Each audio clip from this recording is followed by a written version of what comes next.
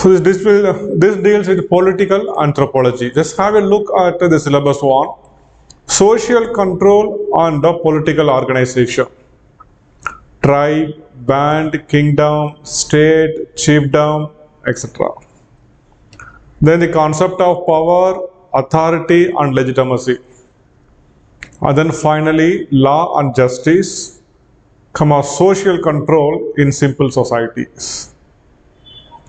Again, let us just start this topic from the law and justice in primitive society. Then let us discuss about the concept of power, authority and legitimacy, followed by this political organization like tribe, band, kingdom, state and chiefdom. Then finally, the social control. So let us begin our discussion from the topic law and justice in primitive societies.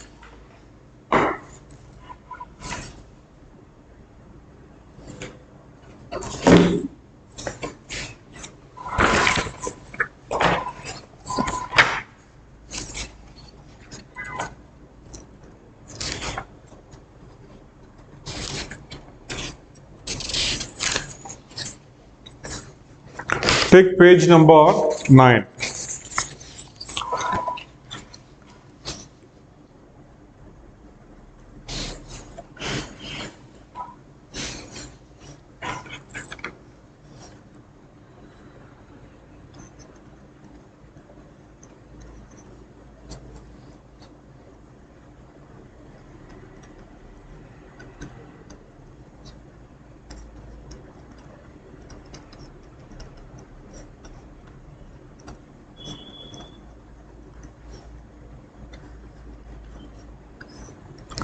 You say justice delayed is justice denied, right?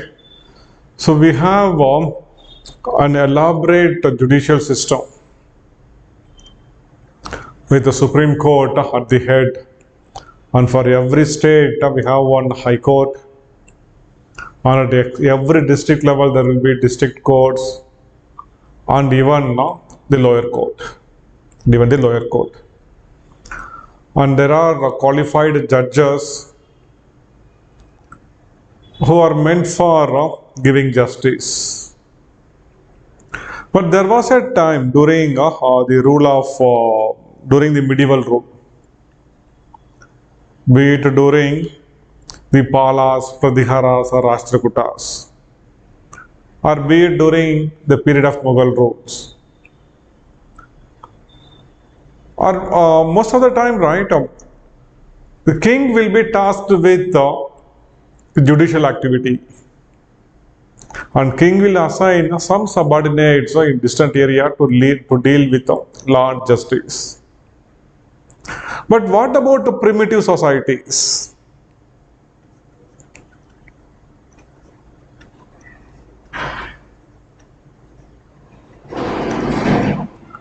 Take for example the Jaravas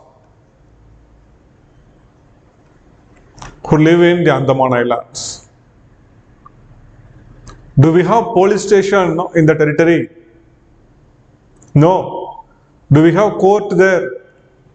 There is one court in Port Blair, that's a different thing. But in the territory in which, this is a territory in which the Jaravas live here, in this island, we do not have any police station, we do not have any judicial officials, we do not have any people meant to enforce law and order here.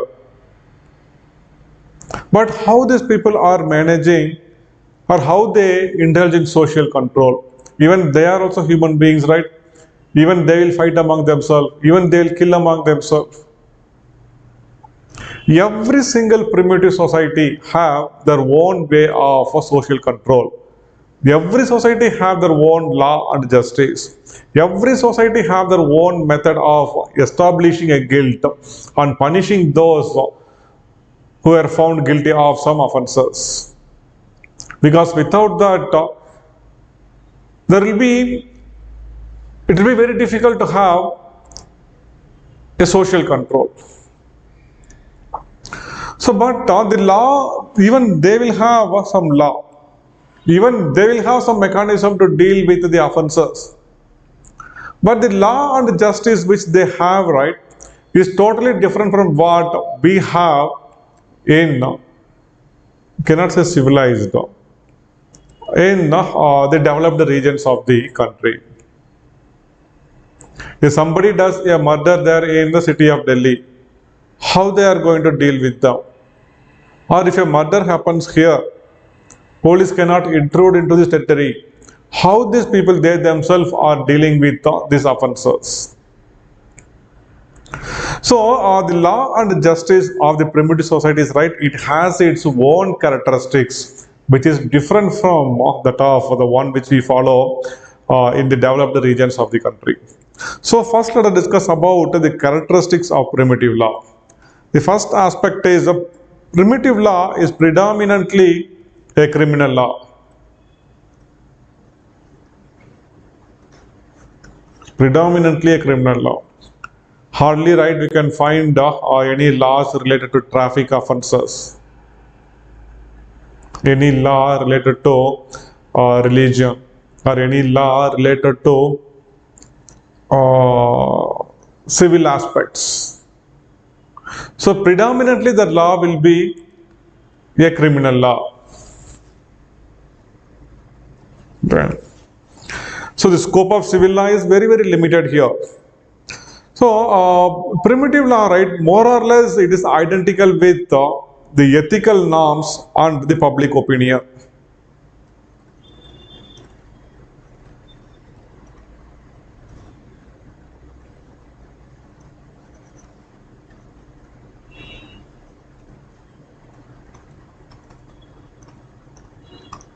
Ethical norms and public opinion. So what is the norm? The norms varies in each and every society. The norms varies in each and every society. For example, 300 years back. So there is one place in India along the river Ganga. There is one place here. During the same time, there is one place here in Tibet or in China.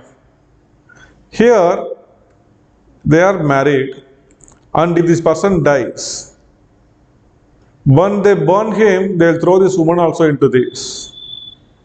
And this is an accepted practice here. But this may be a very big crime here. They may consider this as a murder. You have killed the woman, and the people who did that act, right, will be persecuted. So the characteristics of primitive law, right, it is identical with the ethical norms and the public opinion. So public opinion means what people feel it is correct. Here in this region, in the Gangetic belt, people feel it is correct to throw a widow into the burning fire of her husband. But in some other place, that may not be a public opinion. That may not be the ethical norm. So a primitive law is identical or more or less identical with the ethical norms and the public opinion. So for among the Jaravas, so whatever laws they have, it holds good based on their public opinion. Then the primitive law, right, it's more or less it is conceived in kinship terms rather in territorial terms.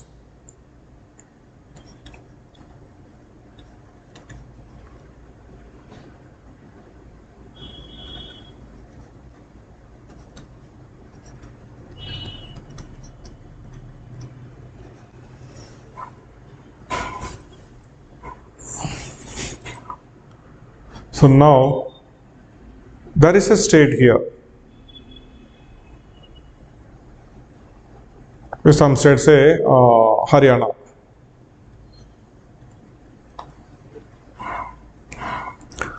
The legislature of Haryana, there in Chandigarh, if they pass a law,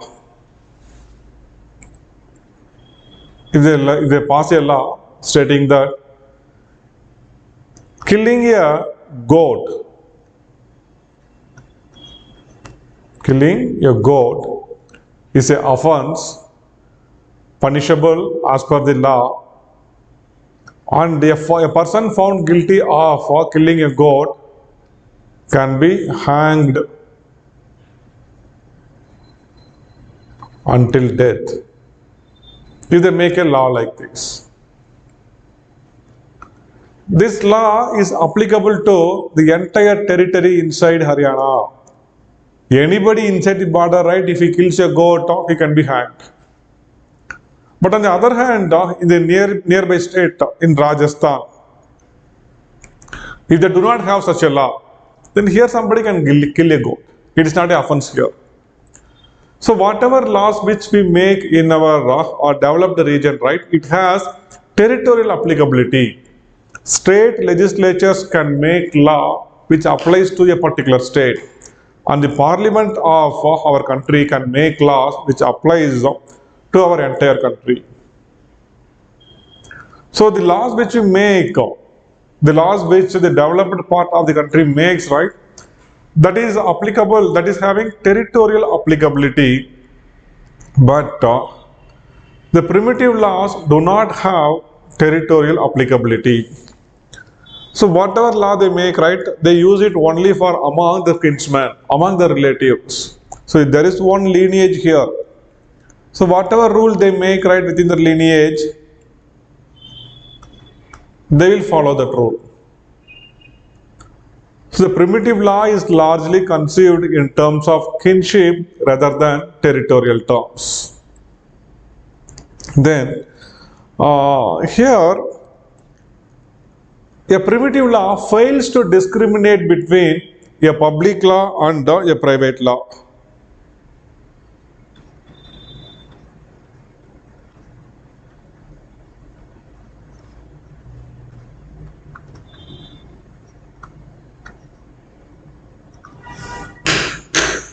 Public law and a private law. Here in our country,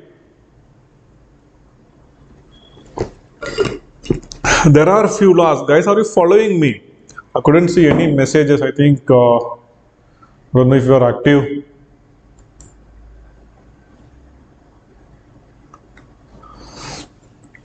Sedition laws.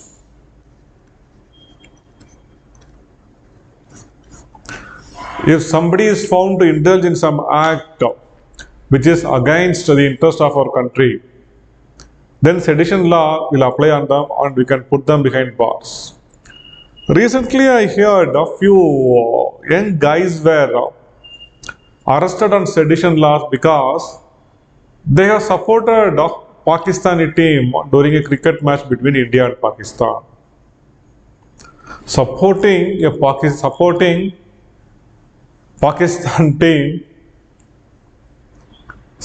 Pakistan team in a game, in a sports, is sedition. If that is sedition, then I'll tell you, one full crowd right in India, they should be kept behind prison. I'll show you that particular event which happened in, just tell me where it happened. Guys, you may be knowing this. When one entire stadium filled with, it happened in India.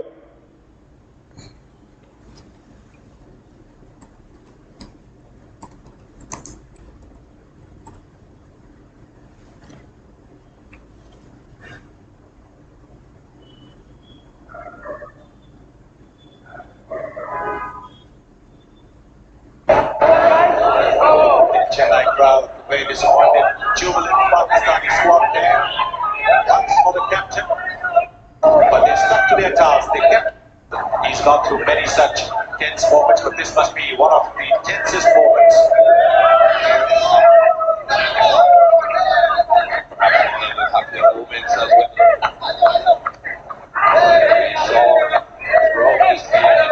By 12 runs.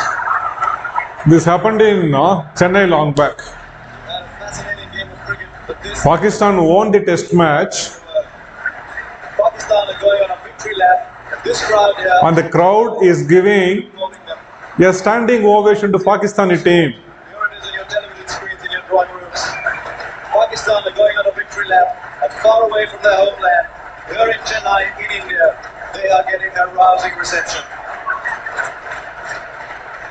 I've never seen a stronger statement in favor of sport than this. This crowd has been absolutely fantastic. Pakistan realizes that. Just wanted guys to Pakistan are going on a see. victory lap and far away from their homeland. Here in Chennai, in India, they are getting a rousing reception. I've never seen a stronger statement in favor of sport than this.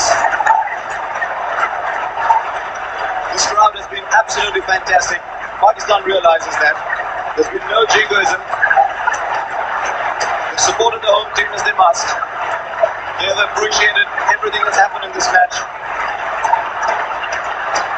And if this isn't what sport stands for, I don't know. There is not a man in the stadium, there's not a woman in the stadium who's sitting.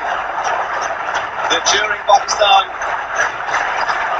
They realize the fact that they have seen some of the most outstanding test cricket they will ever see in their lifetime. More than the intensely grooming stuff. In a test match, even in Pakistan, had a Pakistani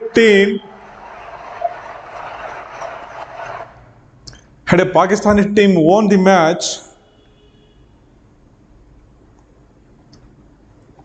even in Pakistan, if it happens, we cannot imagine the Pakistani crowd to give such a standing ovation to the Pakistani team. You know what exactly was happening? We were chasing a very small total, for about 230 or something. But Wasim Akram, he was in its peak, and the way in which he was bowling, none of the Indian batsmen could stand actually except Sachin Tendulkar. Sachin Tendulkar had such a fantastic innings there actually. He was playing such an awesome game, almost right. He was taking our single-handedly. He took our team towards victory. The entire crowd there, right, they were waiting for the Indian team to win. But they were also witnessing a very fantastic game of cricket being played there. The extraordinary bowling skills of Wasim Akram. And what happened? It was in that match, right, for the first time, Sachin Tendulkar got that back pain. I think you all know about this. For some 2 years, right, Sachin Tendulkar, he suffered from a muscle injury in the back. That was largely because of batting. He kept batting in one side, right? So the muscles in the other side became a bit weak. And after hitting 1-6, right, he got the back pain. And the physio went there, they gave some treatment. They haven't tied one red color, some band over his back, and he managed to play. It was just some 30 runs away from victory. Sachin, he couldn't play beyond that, and he throws his wicket and he goes back. And we were left with 4 more wickets, and we just to take some 24-26 runs. That's it. Every single crowd was waiting for India to win. Even before Sachin Tendulkar could go and sit there and remove his pads, right? All the next 4 batsmen went and they returned to pavilion and they couldn't score much runs. All because of the great bowling skill of Wasim Akram. It was one evidence of sportsmanship. The people there, they went there to watch a match of cricket, and here they are not thinking about who is playing there. This is one very fantastic evidence for extraordinary sportsmanship. If you want to arrest somebody because they have supported the Pakistani team right now, this entire stadium should have been there inside jail. And next, maybe in the year 2004 or so, when the relation between India and Pakistan turned slightly bit okay. That time, Indian team started touring Pakistan. During that time, right, in the entire, say every day in Pakistani television, they used to show this particular episode. See here, there is a crowd in Chennai who gave a standing ovation to your cricket team when they won the match. This is all about sportsmanship. Do not show your fanaticism here. Support the team when they play cricket. It's a matter of game, that is. It's a matter of sports. Okay, so come back to our thing. So sedition is one public law, correct? So it is a law against the state. Law against this state. In primitive law, we do not have scope for public law because they do not have a state. So there is no scope for law against or a public law, a law against the state. Every single wrong is a private wrong only. It may be against a people, a group of individual, or maybe against a village. But there is nothing like a state law here. Got it? Then, so it fails to discriminate between public and private wrong. A wrong is a wrong here. It is not a private wrong or a public wrong. Then, the very important aspect of the primitive law is here the intention of the wrong is not recognized in a primitive law. It is one very big drawback in a primitive law. Intention of the crime.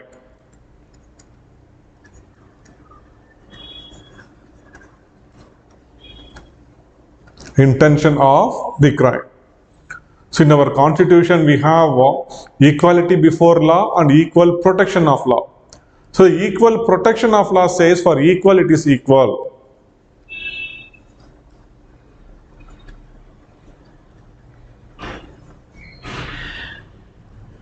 This says for equal it is equal.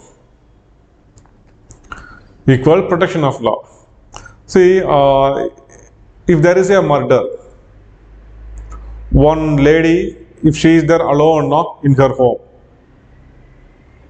if somebody tries to enter there and if he tries to misbehave with that lady, out of fear, she may take a knife from the kitchen and she may throw it on that guy. By mistake, if it pierces his throat and if he dies, this is a murder. Correct? This is a killing. On the other hand, there is one guy. He was just targeting his business enemy. And he plans to kill him. He hires some person, or one day, right, even he himself takes a gun, he goes and shoots him. This is also a killing. In a primitive law, there is no difference between they fail to identify the intention of the killing. Killing is a killing here. They will consider both the thing as same and both of them will be given a similar punishment. Here the rule is like eye for eye, teeth for teeth, etc. But in modern law, intention of a wrongdoing is very, very important in providing the punishment. Sometimes even provocation is considered to be an offense. That's why somebody plans to kill somebody. If he hires a third person, the entire punishment will not go to the third person. It is a person who plans the murder, right? He'll be given the maximum punishment. But in primitive law, we do not have such provision. A wrong is a wrong. And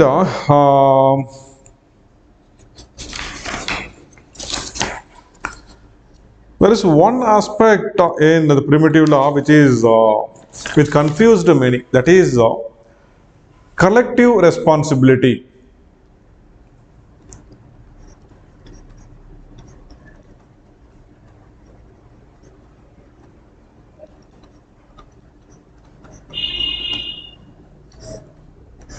Collective responsibility. If a person does a crime, suppose if this is a tribal hamlet, there are a number of people here, and one boy, if he does a crime, if he had killed one boy from the nearby village, then this entire village need to take, this entire society need to take the responsibility for the killing.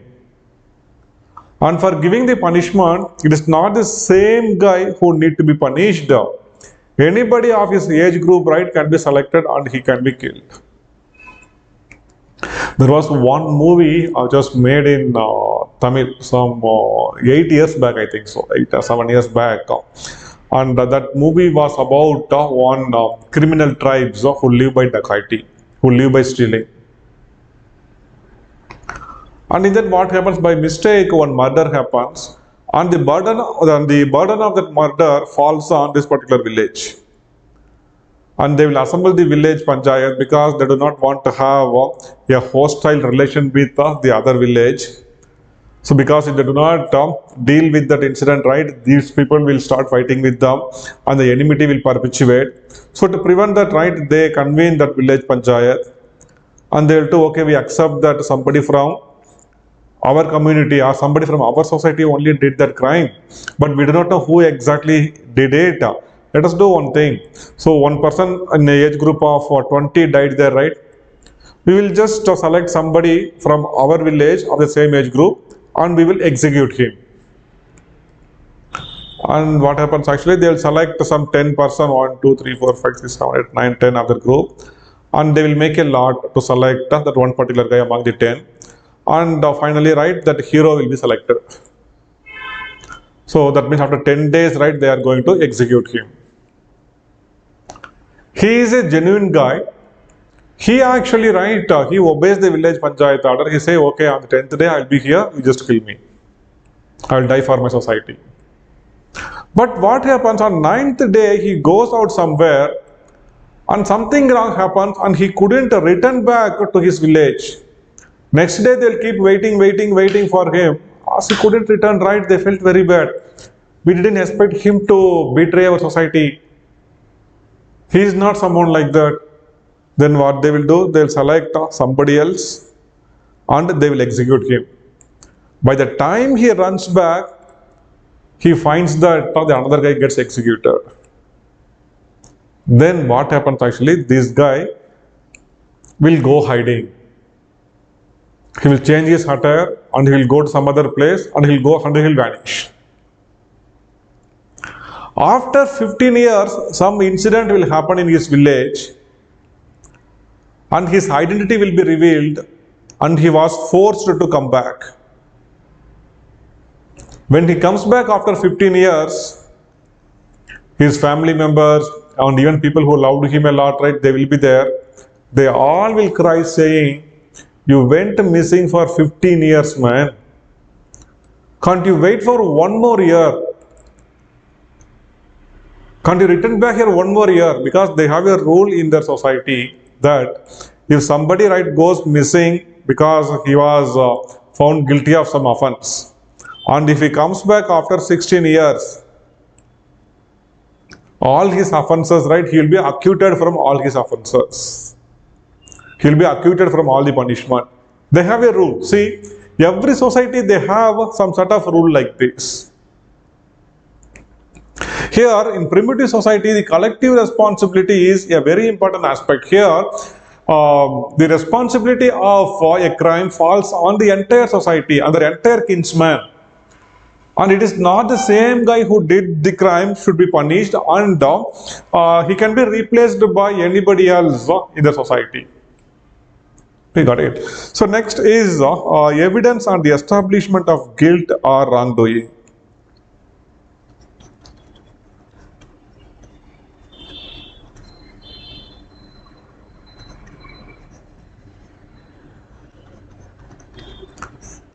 Establishment of guilt.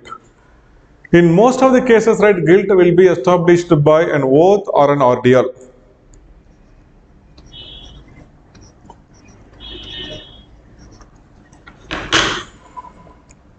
So we have our modern court where the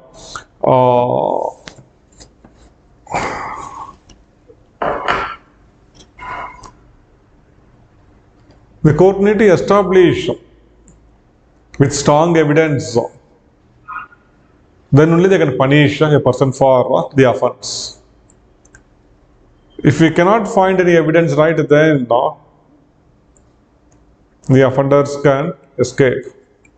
There are a number of loopholes in our law.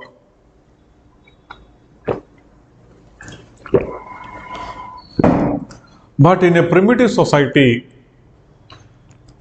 in most of the cases, the guilt will be established by an oath or an ordeal. Oath means they will ask them to come to the village panchayat and they will ask them to take a oath. saying, just come and stand before us and say, we didn't do it. But most of the time, right, the people here, the innocent people, they will fear that elders' anger and they will accept, yes, sir, I have only did it. But in some case, right, there may be some 4 or 5 suspects, and nobody, they are not ready to accept who did that crime. But they are sure one among them might have did it. Then an ordeal may be decided. And once when they decide an ordeal, right, what they will do, they will make them to dip their hand into a boiling water or boiling oil, or they'll make them want to carry some fire in their hand, or they'll make them to cross from burning chamber. Generally, when they decide an ordeal, right, so among them they'll be knowing who did it, and they'll catch one of the person and they'll kick him. See, we cannot walk on the fire because of you. You go and accept like that. They say once when you dip your hand into the boiling oil, and if you take out your hand unhurt, if that didn't affect you, no, you didn't do the crime. Rama in Ramayana did this to Sita. To prove her chastity, he asked her to walk over the fire. People being more judgmental. Was there any need for Rama to prove the chastity of Sita? But this was maybe before some 2000 years, people accepted this. But these are not acceptable nowadays. That's why we cannot take every single thing from our myth as good. So we need to apply our own common sense to identify what are all the aspects from our myth which we can use it for the betterment of us and our society. Okay, oath and ordeal. So there are also other forms of establishing the guilt. These are like divination, conditional sense.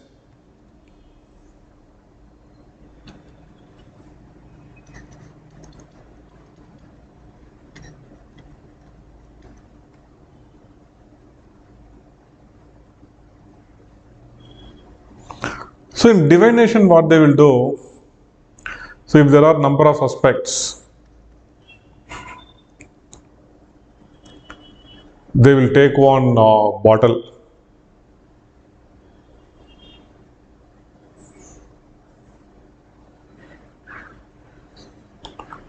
They will say that they are pouring something inside, something so divine. And they will tie it in a rope. And they will rotate like this. Let it rotate, and on whomever it faces, right, that person, he is the culprit. Or sometimes what they will do, the temple priest will be there, or some shaman will be there. They will ask them to go into trance. So he will go into trance, and while going into trance, he will identify who is the culprit. So this is divination. Conditional sense means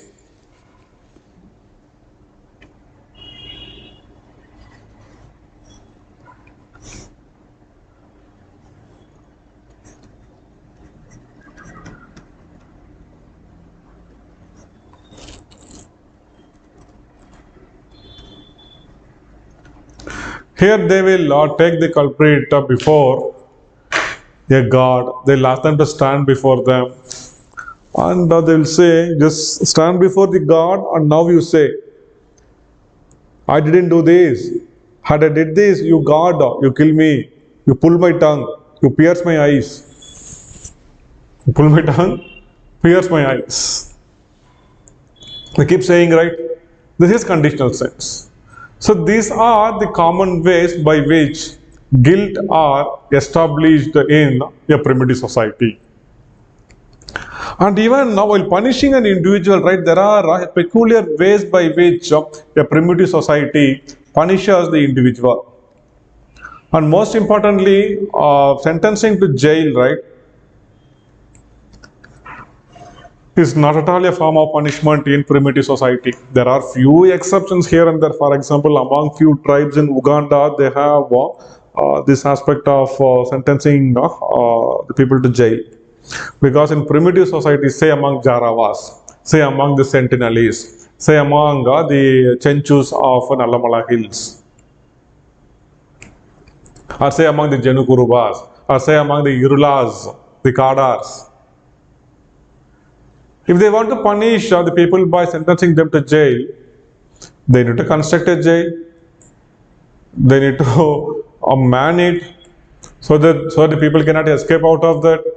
They need to provide them food every 3 times in a day. In fact, they are not punishing them. They are giving him a warm treatment, right? So, jail sentence is not a form of punishment among primitive people. And even death sentence are common, but death by hanging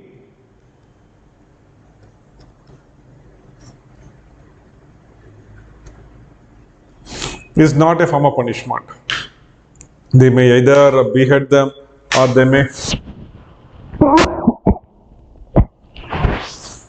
either behead them or they may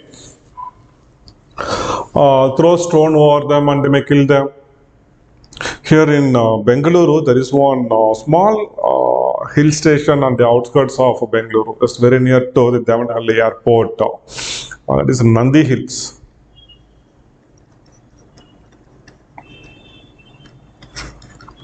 So Nandi Hills, right? This was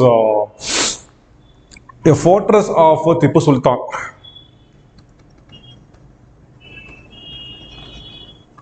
Very awesome place. Altitude is around 1,400 meters above sea level. And during rainy season, if you go there, right, that place will be totally covered by fog. It's a beautiful place that is. There is one place here called as a Tipu Drop.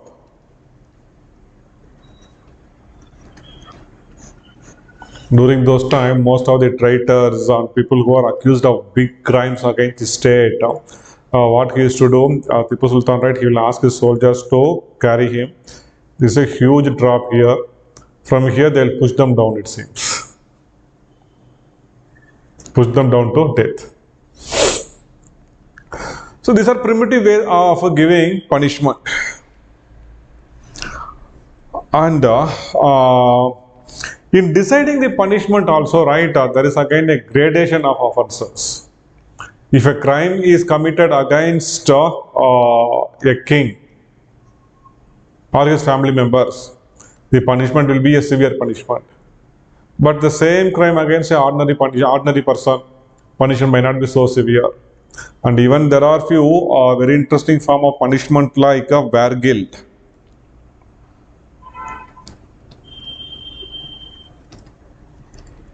Wear guilt is a form of peculiar punishment actually.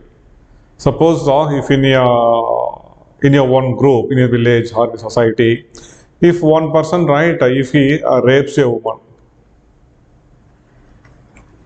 then in the village panchayat, right, they may decide on a punishment. They listen on a punishment. The punishment will be, he need to provide a very big feast, a punitive feast to all the members of the village. And he need to provide food in such a way that everyone should get satisfied. Chicken, mutton, fish, prawn, whatever he can provide. And if all those people who are dining here, they are satisfied with the feast, yeah, he had provided us the fantastic feast, then okay, he will be acquitted from the offenses. There is one Tamil movie in which one village, right, he will commit a similar offense. And for this offense, right, in that village panchayat, the punishment will be a fine of 2,000 rupees. They will be giving him a punishment that time. That guy will say, hey, you keep me 10,000 rupees. I'm going to do this punishment. I'm going to do this crime another 5 more times. But this type of punishment are common among primitive people, among the primitive people. So guys, these are the very important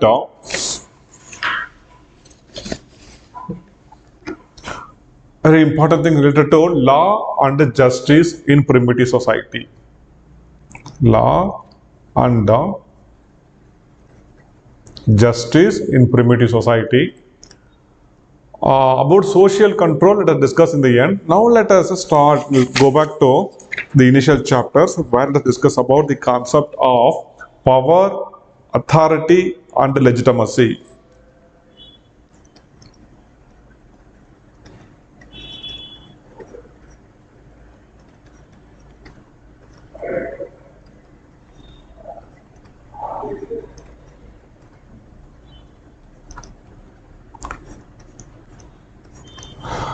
Power, authority and legitimacy.